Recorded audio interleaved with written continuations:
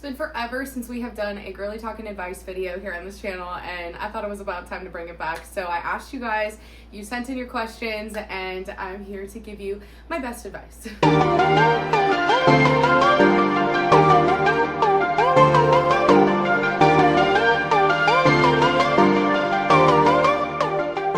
Hello, welcome to our Halloween setup. It's October, so it felt right to, bring you into my Halloween decor.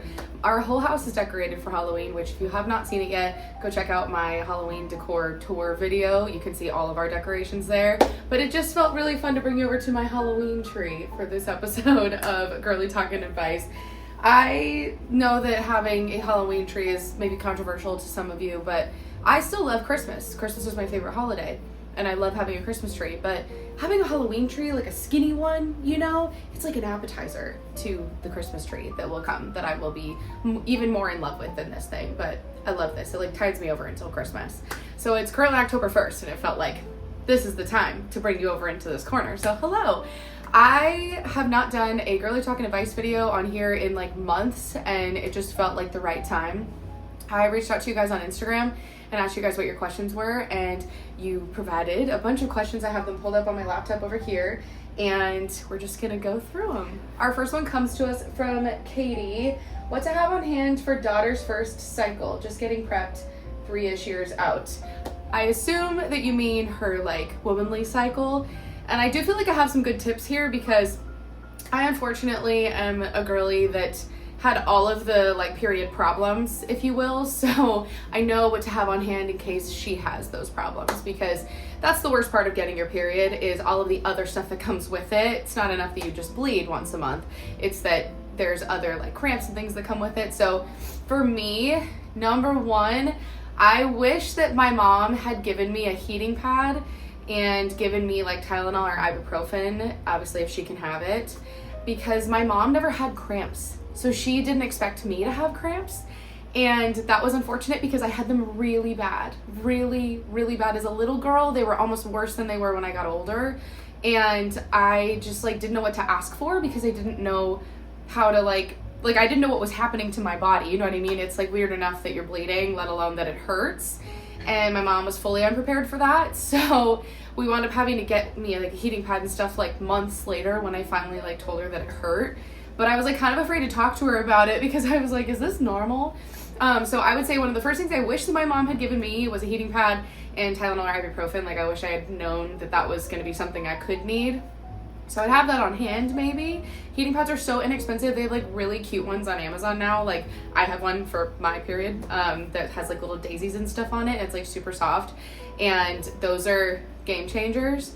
I did have tampons and pads on hand, although I didn't know how to use tampons. True story about me. I didn't use tampons for probably a year after, maybe 2 years, because I got my period at 11. I got it super early, which sucked. And I didn't use tampons for 2 years because I just didn't know how to use them. My mom never taught me.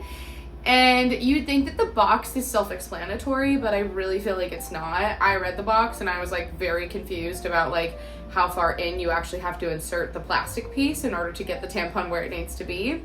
So I would say if you and your daughter have that relationship, walking through how to use tampons is a really, really good thing. I really wish that I had known, because my flow was heavy enough that I was going through pads at school and leaking through my pads a lot of the time, and that was super embarrassing.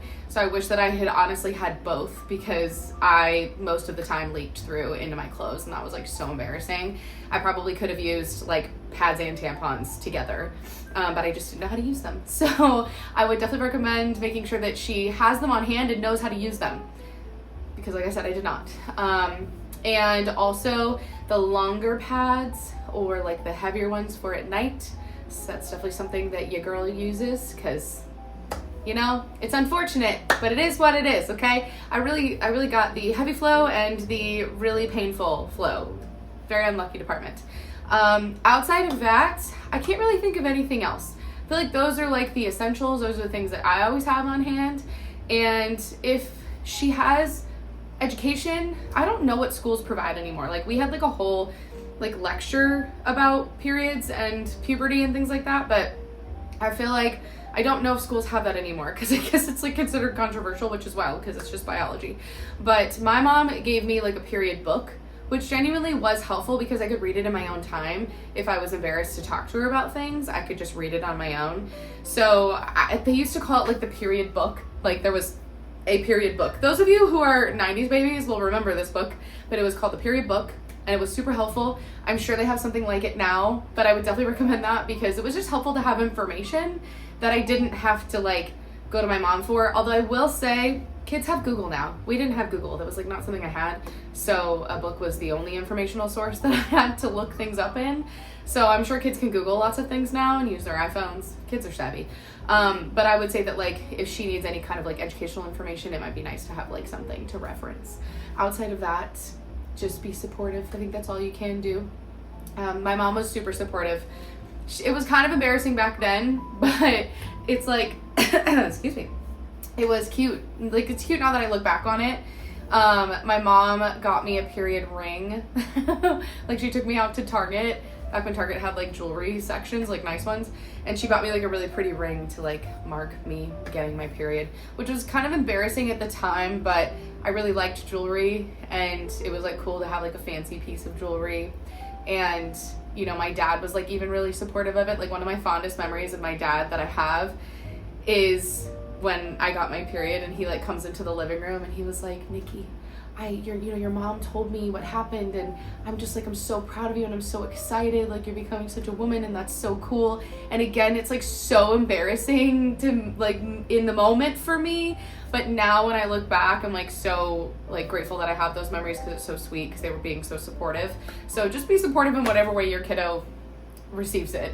You know, that's all you can do. But I wish her all the best. Being a woman is no joke. It's never easy. It just isn't. And I just hope that she gets an easy cycle because having a difficult one is not a good time. So that's my best advice. On to our next question. This one comes to us from Isabel and it's marriage advice.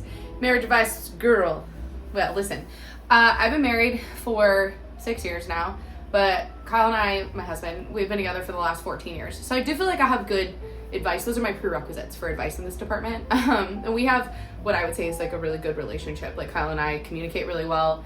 And that's like the number one thing that I would say is you have to communicate with your partner. They don't read your mind. They don't read your mind. And if you don't know what they're thinking, ask. It's that simple.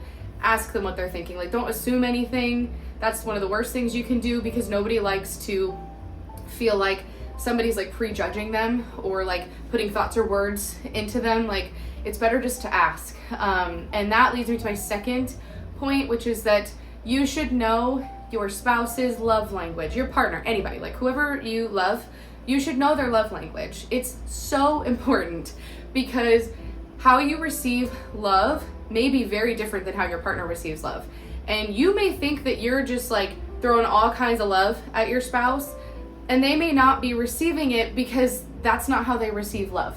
And it's so important to know how your spouse receives love because that's how easily misfires can happen and you guys can wind up kind of just derailed because you don't think the other person is seeing you or loves you or cares about you, all because they're just not loving you the way that you need to be loved, if that makes sense. So I would say learn the person's love language. Are they a like touch person, acts of service? Like I'm an acts of service girl. Like if you do something for me to make my life easier, I'm like, wow, you love me. Like you made my life easier. Like that's so sweet.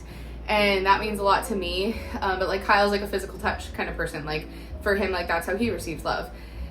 There's words of affirmation. There's an entire book. You can even take a quiz online. If you just look up love languages, there's quizzes online you can take that will literally tell you what your love language is. And that's so important to communicate to the other person. You can't just assume that somebody knows that you love them. Like you have to ask, you know. I think people are always afraid, like it should be so simple. Like you should just be able to read their mind. No, just because you love somebody doesn't make you a mind reader. It doesn't make you know exactly what they're thinking all the time. So can't recommend enough knowing the person's love language and communication. Those are literally the hallmarks of mine and Kyle's marriage. They're the things that have kept us going because we're always on the same page, because we're always talking to each other. We also just spending time together. Genuinely, like, doesn't matter what you're doing. Like, Kyle's my favorite person to hang out with, so like that's not hard for me, but like just spending time together is one of the best things you can do for your marriage. It doesn't have to be anything fancy. Like, Kyle and I are not wealthy people, so like we don't go on trips that often. Like, we could be hanging out in a cardboard box and we would have fun. And so I just always I always make sure that I make time to spend with him. And that can be really hard when you're working. Like, Kyle and I have both worked full-time jobs where we were gone for 12 hours at a time, and I was working night shift and he was working day shift, and we wouldn't see each other for 4 hours at a time, or 4 days at a time. And that was so hard on us. But what we would do is when we had days off together, we would make sure that we had like protected time to spend together. One of the things that I remember we used to do is, this was back when I was in nursing school, but like nonetheless, Kyle was working full-time when I was in nursing school, and we were just like super busy. On Friday nights, Kyle was off work, and so we would go to Chili's and we would leave our phones in the car, and that way we could be fully present and spend time together, because that was something we didn't get to do all week because I was in school and he was working, and it was just nice to like catch up with each other, because you know, we would talk at the end of the day, but we'd be so tired. We'd text each other, but again, like it wasn't exactly like the quality time that we were looking for. And so getting that time at Chili's, it could be wherever, you know what I mean? You could just put your phones away at dinner time. But having that quality time meant a lot to both of us. So I definitely recommend doing something like that if you can, if you're super busy, just being really intentional with your time. And that's my best marriage advice, and I hope that it helps. Our next question is a really fun one. It comes to us from Bobby Joe, which is the most adorable name, by the way. Advice for a mom in her 30s taking her 6-year-old to an Eras concert, but what will I wear? So I was 32 when I went to the Eras tour last summer. The only caveat is I didn't know I was gonna go. I knew that I was gonna go in the parking lot, but I didn't know that we had tickets. My husband surprised me with them. And so what I will say is that I actually did not plan an elaborate outfit, which genuinely you can, but you don't need to. People are there with all different kinds of outfits. I just chose a really sparkly dress from Amazon. 10 out of 10, make sure that it's comfortable. You should be wearing the most comfortable thing that you can, especially, can't emphasize this enough, when it comes to your shoes. I wore just flat sandals. We went in the middle of July, so it was absolutely hot as hell. And so I wore a tank top dress, and then I wore flat sandals. And I'm glad that I did, because you're basically standing for 4 hours and you're dancing, and I didn't want to sit down. There was zero piece of me that wanted to sit down, and I can't imagine if I was wearing heels how I would feel. So I can't emphasize enough, wear tennis shoes or sandals, just something that you're comfortable in, boots, something you could stand in for 4 hours in one place and not be miserable, because you want to enjoy it. At the end of the day, what you wear is really fun, but it, as long as it helps you enjoy the concert, that's what matters the most, because it's literally the best concert I've ever been to in my whole life. The Eras Tour will always be one of the top best nights of my life. The people that are there are so genuinely sweet. It's so fun. I was just surrounded by nothing but kind people, and all the girls were complimenting each other, and nobody was drunk. It was literally the best environment. So I'm so excited that you're taking your 6-year-old, I think you said, your 6-year-old, because it's literally the sweetest night, because everybody's just so unbelievably happy to be there. I obviously recommend friendship bracelets. If you guys want to make them together, maybe that would be so much fun. People trade them like crazy, and it's so much fun, and I think that your 6-year-old will get a huge kick out of it.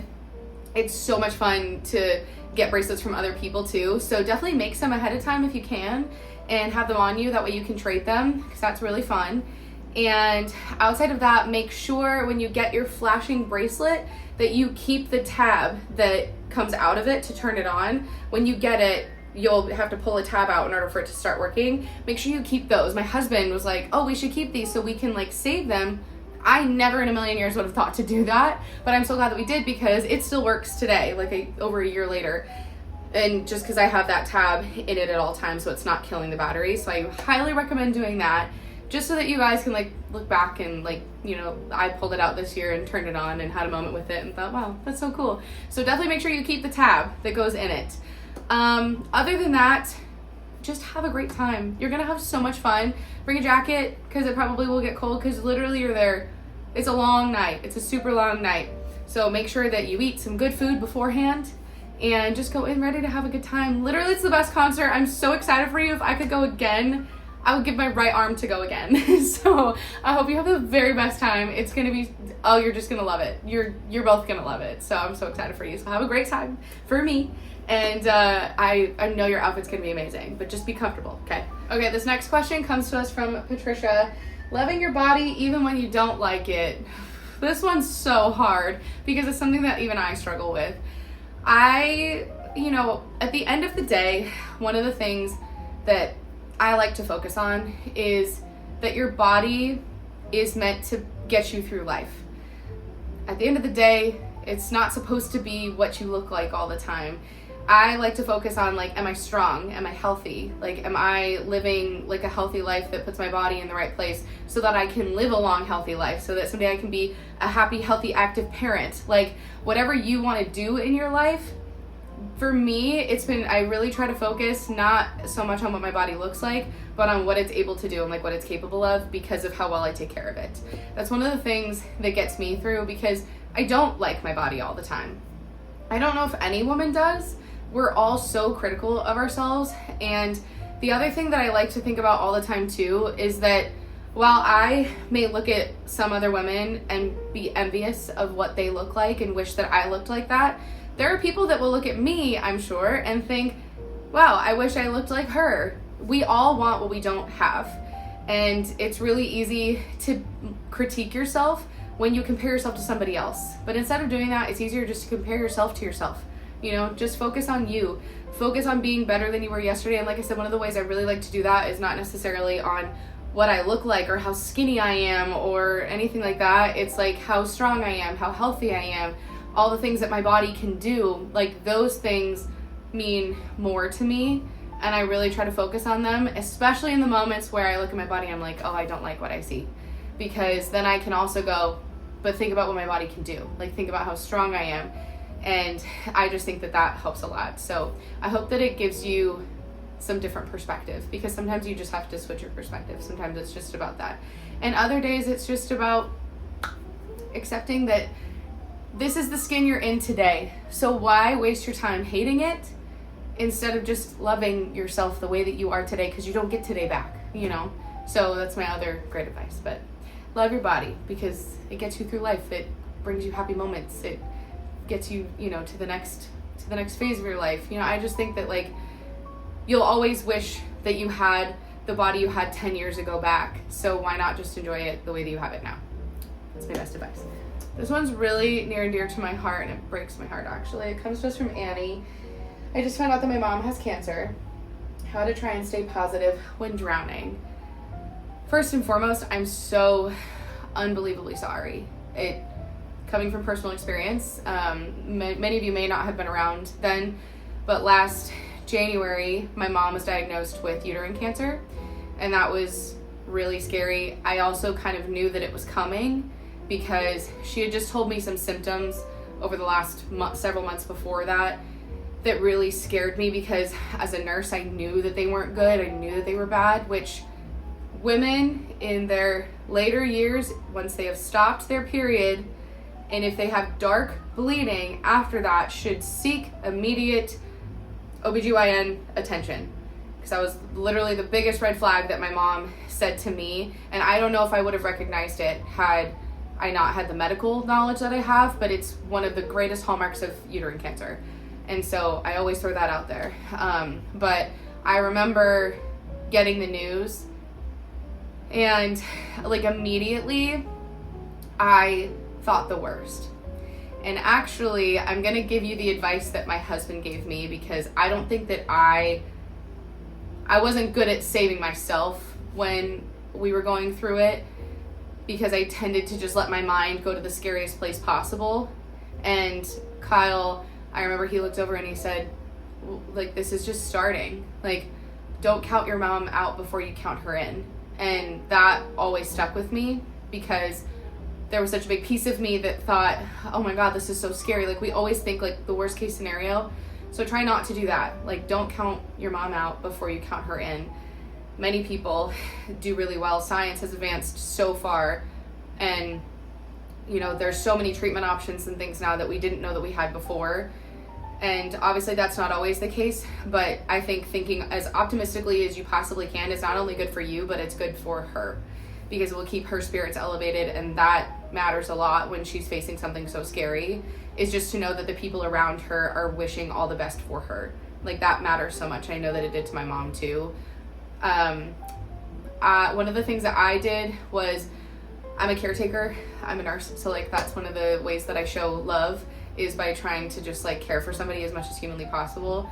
And so my mom had a total hysterectomy, which is when they go in and they remove the entire uterus, like all of the female parts. And they also had to test her lymph nodes in that moment to make sure that the cancer hadn't spread, which was the scariest part of the whole thing, was trying to figure out if the cancer had spread, if we had caught it in time. And so before she had her surgery, I like packed her this really cute like hospital bag and got her like fun slippers and like little games and stuff that she could do afterwards, and made sure she had all the right pain medication for afterwards. Like, I did as much education as I possibly could on what she would face so that I felt prepared to help her. And also, it's really difficult when they're going through it to just ingest all the information. Like, it's a lot at one time. And so I thought, if I can be as educated as possible on what she's going through, like I can help her retain the information and understand it, and that way we're all on the same page. And so I definitely recommend just trying to educate yourself as much as possible. Don't Google too much because it can be scary. But for me, knowledge felt like power, and so I just was able to like ingest as much knowledge as humanly possible. Outside of that, like, all you can do is just spend time together. I wish that I could say that it was one of the hardest times of my entire life. I think I cried harder when I found out that she was going to be okay. I'm really grateful that her total hysterectomy was curative, which is such wonderful news. But I remember just, like, I cried harder when I found out that she was going to be okay than I did when I found out that she was sick, because it was just a relief of the months and months that we had spent waiting, just to make sure that everything was okay. So I wish I could give you a hug, because it literally they were the hardest moments of my life, because, it's the last way that you want to see somebody that you love suffer, you know what I mean? But like I said, don't count her out before you count her in. That was the best advice that Kyle ever gave me, and it was what got me through all of the lowest moments. Was just, she's strong, she's your mom, she's gonna get through it, you're gonna get through it, and all you can do is just love her. That's it. But I wish I could hug you, because I'm so sorry. It sucks. It sucks. But I'm wishing you and your mom all the best, and all of the best healing thoughts her way. This is a good question, because I don't really talk about shopping that often. This comes to us from Jess. Do you prefer to shop online or in person for clothes? I have better luck finding things that I really love when I shop in person. That being said, shopping in person gives me so much anxiety. I don't know if any of you guys are like that, but like going to the mall, it gives me nothing but anxiety. I just get stressed out. I don't know, it's busy everywhere. It's like sweaty half the time because you're just like throwing on all these clothes. And then it's like really stressful and like things don't fit. And I am always the kind of girl that I am only clothes shopping when I'm like preparing for something. Otherwise, I honestly just like wear whatever the hell I have in my closet.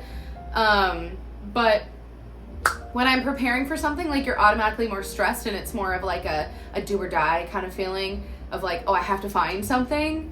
So I feel like I probably add to my own anxiety, so it's probably no wonder that I don't like shopping. I just need to learn how to shop random times. When I'm feeling relaxed, like, that's when you find the best stuff, is when you're shopping relaxed.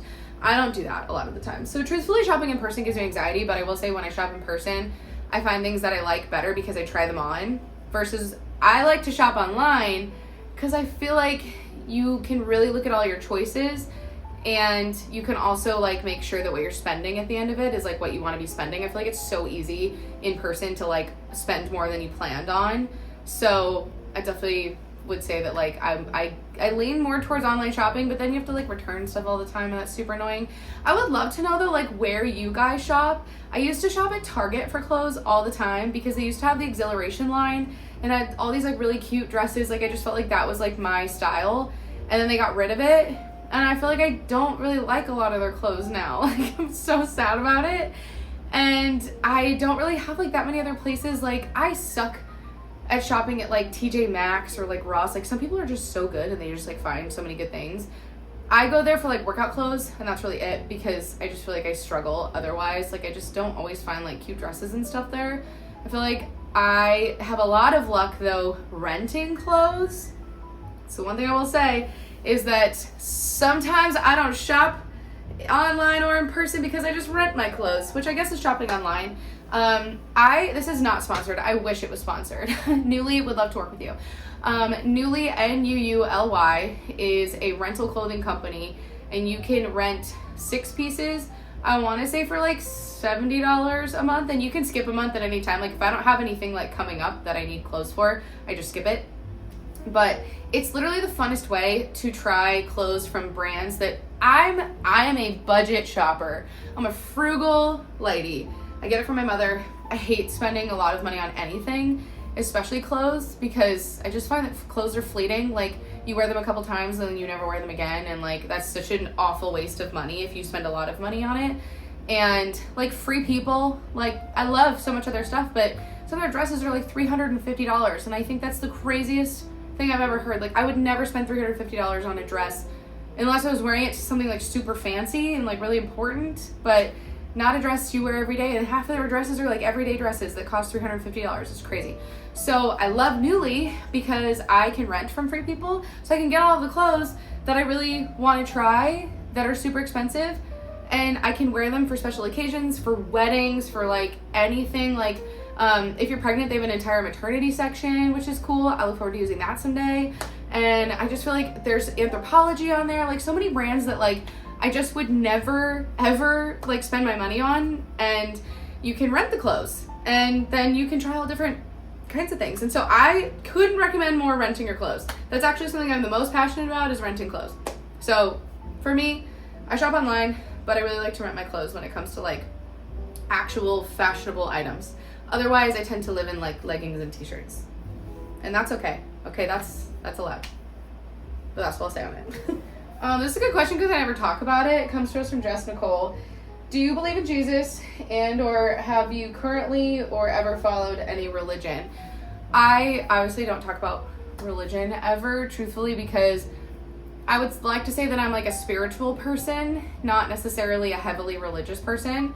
That being said, my mom was like, I hope to do this for our future children.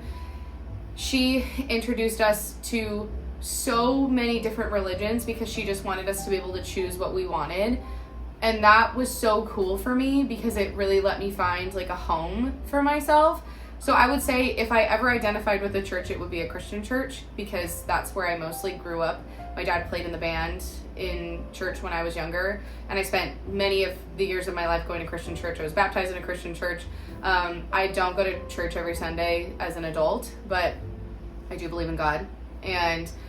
But I'm also like on team, like, whatever you believe in, I will love you no matter what. Like, I don't, you know what I mean? Like, I'm just like one of those people that like, what I believe in is not what you have to believe in. We can still be friends and love each other if we believe in 2 totally different things. So I love every single one of you, even if you believe in God or if you don't. I don't care. For me, it's like where I find peace. But my mom, she literally took us to like Buddhist church. She took us to Catholic church. I've been to Jewish temple. I grew up with many friends that were Mormon, so I have been to many Mormon church events. I've been to Mormon prom. And so I really feel like I got to like experience all these different kinds of religion, which was so cool. And I hope to do that for our kids someday, because for me, like, it really did feel good when I settled in a religion. Like, it let me feel like I had seen what was out there. You know what I mean? Like, I got to make the choice myself. And my mom, she would have loved me if I wanted to be Buddhist. She would have been like, great, I'm so glad I introduced you to it. So like, she literally wouldn't have cared. So, and that was like so important to me. So I hope to do that for our kids someday, because I just thought it was really cool that she did that. So, but yeah, I'm one of those people though that like, whatever you believe in, I love you anyway. Like, you know what I mean? Not even anyways, like, I just love you. Like, I love you for whatever you believe in, because that's what you believe in. If it makes you happy, and at the end of the day, then like, that's great. That's perfect. So yeah, there you have it. This is a good one. I hope I have a good answer for it though. This one comes to us from Giovanna? I never know how to pronounce these. Giovanna Paul. Hopefully I'm saying that right. Serious question. Ever wonder why one sibling struggles with addiction and one doesn't? Yeah, I do. My brother, if you didn't know, I have an older brother, and he is an addict, but he's actually a recovering addict. He has been sober for a little over a year now, which is crazy, because if you have been around for a long time, you would know that I didn't see this day coming a million miles away. I really thought that we were going to lose him before he became sober, mostly because I lost my dad to addiction, and my mom has also suffered from addiction and is currently in recovery. So I feel like it's just really difficult to understand like why it didn't affect me. The one thing I will say is that I've always made the conscious decision to not ever do drugs. Like I've never even smoked pot because I just didn't ever feel like it was like needed. No judgment to anybody that does, and I don't ever like bar myself from any experience in the future, but I drink alcohol, so it's not like I have barred myself from any sort of substance, but I've always kept a really healthy relationship with it. I really try not to drink like if I'm in a bad place emotionally, because that usually only ends poorly. But I've never looked at alcohol the way that my brother looks at drugs. And I don't know why that happens to one over the other. Genetically, because every member of my family is an addict, except for me, I'm predispositioned to being an addict. Like, you're programmed, and they do say that it runs in families because it is genetic, and they're finding that our brains are, like, structured one way or another that make us more likely to be an addict. But I wish that I knew why it didn't happen to me. Outside of I've just always run as far in the other direction as I possibly could, and maybe you have too. I can't say that it's not difficult though. It's lonely, especially if you only have that other sibling. It's really lonely because, my brother got a lot of the attention a lot of the time because he was always like high, or like we were fearing that he was going to overdose. And obviously with addiction comes other behaviors like suicidal ideation a lot of the time too. That has been a part of my brother's history, and it's overwhelming, and I kind of just let myself take the back seat, even though that was really hard because I thought like I'm making all the right choices, like why does he get all the attention? But I just knew that he needed it. But it was lonely. Like I finally told my mom and my brother eventually that it was really lonely for me, that I was the only one that wasn't an addict. Like, you think it's such a good thing to not be the addict, you know what I mean? Like, it's like something you should be proud of, and I am, but it was really hard for me to feel like I was the only one who didn't have that experience in my family. It kind of made me feel like the outsider, even though I was the one who made the right choice. It made me feel like I was on the outside, and that was really lonely a lot of the time. But I don't know, outside of there's genetics and what your body is like more likely to do, and exposure. I will say my brother had a lot of friends that did drugs. He just hung out with people who had access to them, and I never did. I didn't know a single person growing up in middle or high school, or even after that I could have purchased drugs from. I just never had any access to it the way that he did. So I mean, I can't say that it would have been different for me anyways, but I don't know, maybe I always think that maybe that has something to do with it. But it is hard. I'm sorry, because it sucks. It really sucks to be the addict, I'm sure. I don't know what that experience is like, but it also sucks to be the one that isn't, because you're making all these right decisions, but your life is still blown up all the time by the person that's making all these bad decisions. It's hard, because you're like, why am I still so impacted by this, even though I'm doing the right thing? So I wish you all the best, and I wish your sibling all the best, but it is not for the faint of heart, that's for sure. This is a great question. This comes to us from Flav Gray. Hopefully I'm saying that right. My favorite YouTubers. A little known fact about me, because I've always been on like TikTok and Instagram, is I was a YouTube girly before that. Like, I made my own YouTube videos for a year before I was ever on TikTok, because I love YouTube. I love YouTube. This is like my happy place. I actually still find that this is the place that I enjoy making content the most, because I feel like it's so hard to talk in a 2-minute time span, and everybody's attention spans are so short these days that you're constantly trying to fit more information into a smaller amount of time, and that's so, I hate that.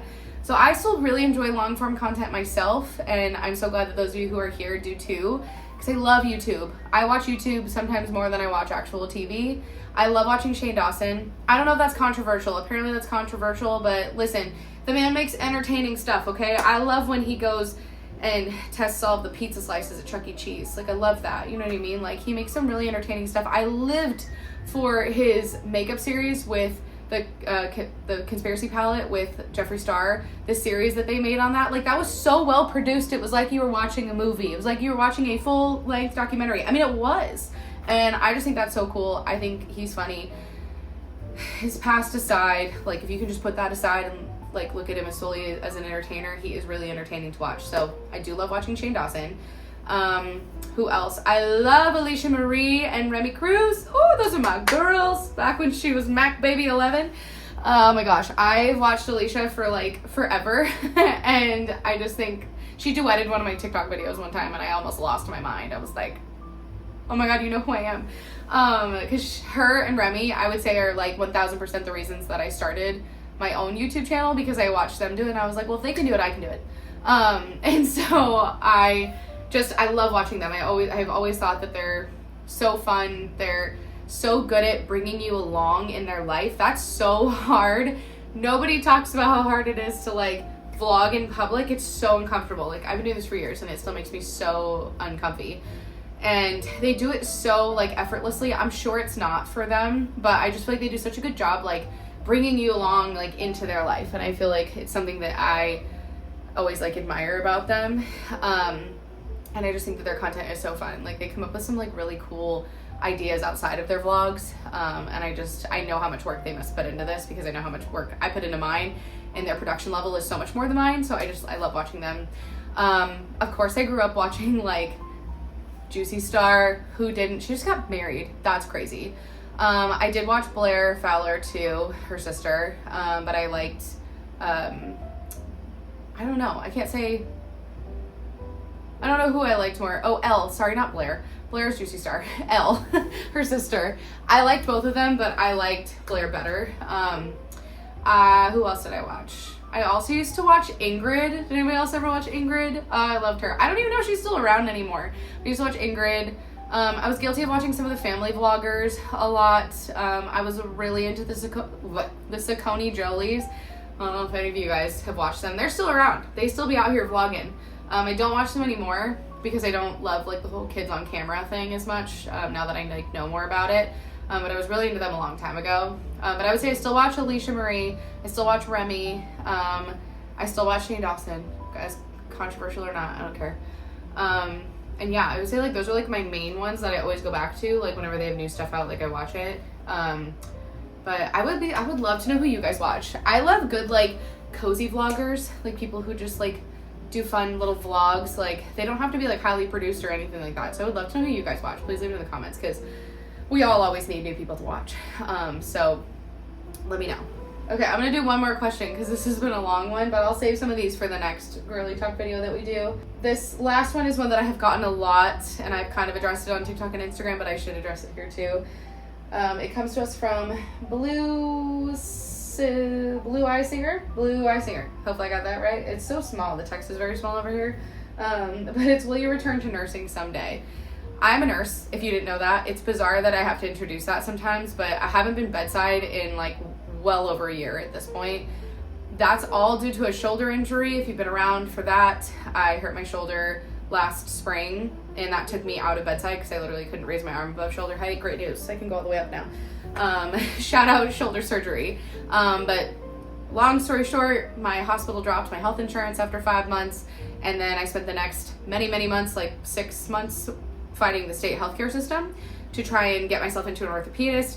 Saw 2 really awful orthopedists, and then finally got into one that was such a blessing and like really helped me out, and I'm so grateful because I've learned that in terms of orthopedists, there's a lot of frogs out there. That being said, my job finally let me go this year.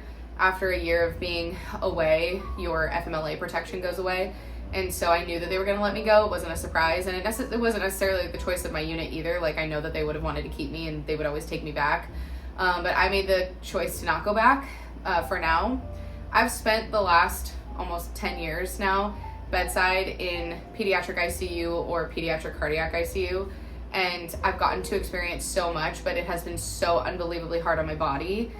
And a lot of you know that I have a neurological condition called dopamine responsive dystonia, which I also like to call my permanent jazz hands.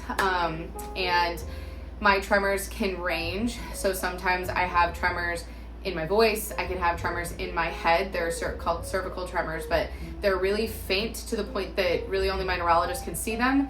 But it feels like my head is having an earthquake, and it's disturbing. I have it in my legs too. It's worse on your dominant side always. So because my right side is my dominant side, it's worse there. So I knew that I wanted to become a mom, and I needed to come off of the medication that I take for my tremors that was actually my tremors were caused by high stress in the ICU because I didn't listen to my body and I just pushed myself way past burnout.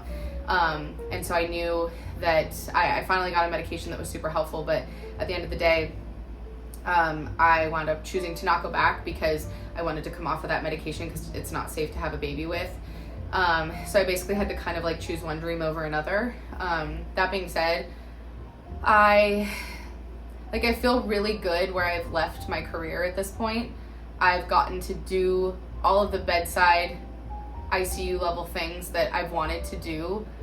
And truthfully, I think my body is done. Like, my body is done with bedside nursing. I'm not done being a nurse, but my body is done with bedside in the hospital nursing. And truthfully, like, my soul kind of is too. Like, pediatric nursing is really difficult, especially in the ICU.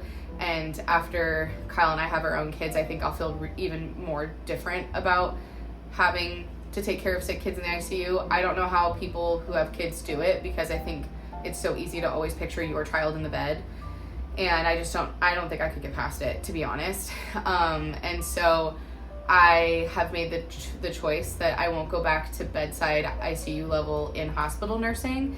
That being said, I do look forward to, after Kyle and I have a family and we kind of settle out and see what our life looks like, I do look forward to nursing in some other capacity. I would love to teach. I would love to be a clinical instructor at the minimum. I love nursing students. I think they're so fun, and obviously it's so important to have people who actually like nursing students teaching them, because we all had those nurses who have taught us who didn't care about us, and that does not feel good, and it doesn't help your education at all. So I would love to teach baby nurses, whether it be clinical instructor or if I get excited to get my master's someday in an actual educational setting, I could see myself being an actual instructor. So I'd love to do that. But I could also see myself as a sweet school nurse, to have the same hours as my kids in school. That's a dream. And I love kids. I know that school nursing does not pay very much, but I just could see myself really enjoying it. And I would really like to take care of kids who are healthier than the ones that I've taken care of in the past, because it's so defeating. The losses are so big. And not that you lose all of them, but I have lost a lot in my career, and that never leaves you. And I just feel like it would feel really happy to be able to help kids that are, they're not, obviously as a nurse, none of the kids that come see you are healthy completely, or they wouldn't need you. But I don't know, boo-boos and ice packs and tummy aches and kids with diabetes. I love diabetic education. It was one of my favorite things about working in the PICU was doing diabetic education. I loved getting to work with the diabetic educators. I just felt like it was so cool empowering families to help their kids take care of their bodies the best that they can. And so I could see myself loving doing that in a school setting. So I could totally see myself doing that, or even a peds clinic. But I think I think that's the stubborn part of my brain that will always want to go back. I know that my bedside ICU, in hospital nursing days are over, but my days as a nurse are not over. So I will go back. I just don't know when, depending on when Kyle and I are done having a family. I'm really trying to just let my body rest. Content creation has been such a blessing in my life because it's allowed me the ability to just not be stressed out and be unmedicated. This is the best my tremors have ever been unmedicated. The last time I was unmedicated, I was a disaster. I had vocal tremors, I had head tremors, I couldn't drive, I was so uncomfortable. I lasted 4 days without medication because I was so uncomfortable. And so I'm just so grateful to be able to live like a relatively normal life right now, unmedicated. That has never been something I've experienced. And so I'm just like so unbelievably grateful that content creation, that you guys being here allows me to do this, because I'm able to just live a much more stress-free life and, you know, be off of medication and work on my dream of becoming a mom, which is something I have dreamt of my entire life, just as much as I have becoming a nurse. And now I can just like, you know, enjoy this journey until we finish out having a family. And so I'm just like really enjoying being able to like be kind to my body for the once in the last like decade. So, but I will go back. I just don't know when, and I don't know what it will look like, but I'll know when I get there. And my love of nursing is not gone, but it is kind of taking the backseat to my dream of becoming a mom right now. So that's what we're working on. So I'll get back there one day. Okay, I didn't answer them all because we would be here forever. You guys had some really good questions. Thank you for sending them in. I like love doing these advice videos. If you want, or maybe I just will make this available as a podcast episode for our podcast listeners too. Maybe I'll do that. Kyle and I have a podcast, if you didn't know. It's called Across the Couch with Kyle and Nicole. It's on Spotify and Apple Podcasts, and it's always linked in the description of my videos. So you can always go check out if you ever want to know what mine and my husband's relationship is like. You can head on over there, and we do our podcast together. We have tried to do an episode every Monday, but that has not happened every Monday in the last little while because, truthfully, life has been busy and we just haven't been able to get around to it. But I will maybe make this available as a podcast episode so that people can listen to it while they're driving around. But I love doing these videos. I feel like it's so fun to just like sit down and chat with you guys. Let me know if you enjoy the new setup. If I do any like sit down and chat videos in October, 1000% we'll do it right here. And I just love getting to like share more of myself with you guys. That's why I love YouTube so much more than I love TikTok and Instagram. All those have a special place in my heart too, but I just love being able to share more of me with you guys here. So thank you for being here. Give this video a thumbs up if I should do more of these girly talk and advice videos, and make sure you subscribe so you never have to miss my face, and I'll see you in the next one. I love you, bye.